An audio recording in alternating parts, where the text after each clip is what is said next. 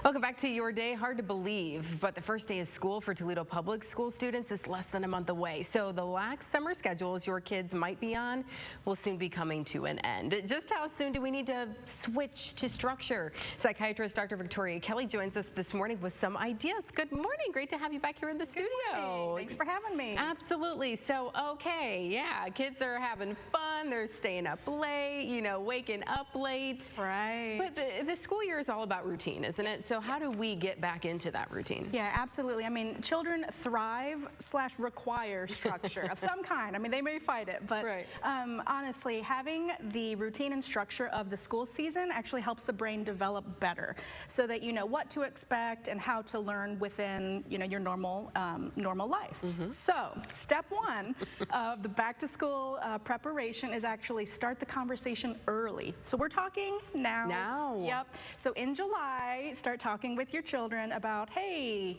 going ahead to the next school year. And then honestly, about 2 weeks before is the bare minimum of when you should actually start implementing some of the steps for the back to school preparation. Like the sleep times and the, Yeah, I think for most parents in the summer, the sleep and screen time are probably going to be the two biggest challenges to roll back, because it's like a free-for-all, mom and dad are at work. Good luck.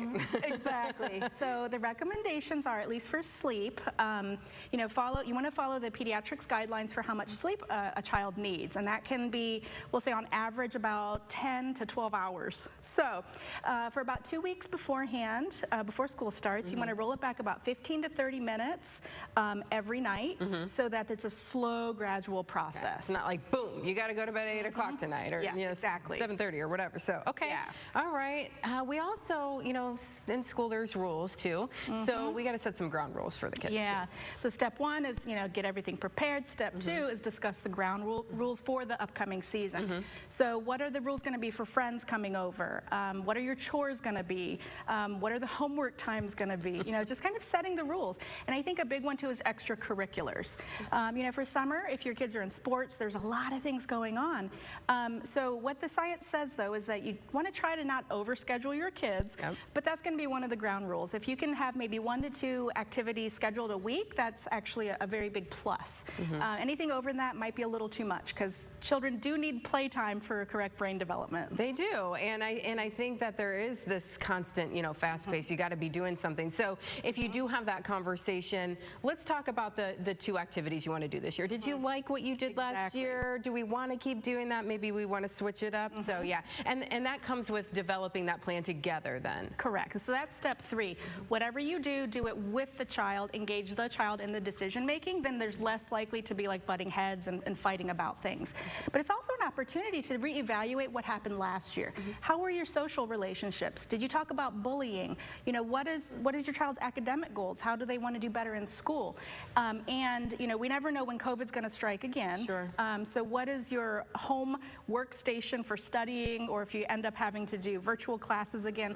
So making, a child can get kind of excited setting up their home workstation. That's true. I always liked doing the school supplies shopping, which we'll have the tax-free week coming up here soon, and getting my clothes and getting my supplies. Exactly. So kids could get excited about that. There is some excitement to be said about going back to school. And then, as you mentioned, kind of reassessing what happened last year, but also those successes too. Yes, absolutely. What do you want to do again this upcoming year? And if your child struggles with anxiety or difficulties with change, do a test run. So do a test run, see how things go. Try a practice morning where you would get up for school. And for every child that you have, you probably want to add about extra 5 minutes to whatever your budgeting plan is. And reassess frequently. So even after school starts, every month, purposefully just sit down, talk with your child. How has this month gone? Do you need to reevaluate or change anything about that back to school transition? 5 minutes a kid. I wish I knew that. I mean, I only have one. But yeah, okay, that makes a lot of sense. Okay, so we got to have some fun too, because there is still some summer left as well. Yeah, and I think with kids and all the stuff they went through during COVID and virtual school, they're still catching up.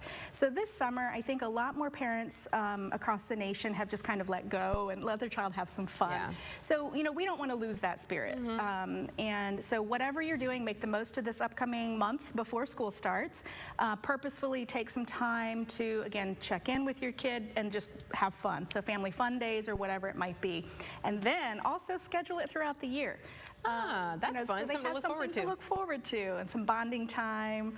Yeah, and then I'm a big planner, so I do recommend that people plan for the next year. So at the end of summer, when school comes back as a parent, we reassess, well, what do we want to do different for next summer? That sounds fun. I like that idea, though, too. And thinking, let's think about next summer already and all the fun that we can have. So great advice this morning. I still have one more year at home with mine before she is off to kindergarten. So I'm going to be really thinking about these things, like a whole lot here coming up. So great advice. Thanks for being here this morning. Thanks. Yeah, appreciate it. Well, there's more WTOL, Your Day to Come. Thank you for being with us. We'll be right back.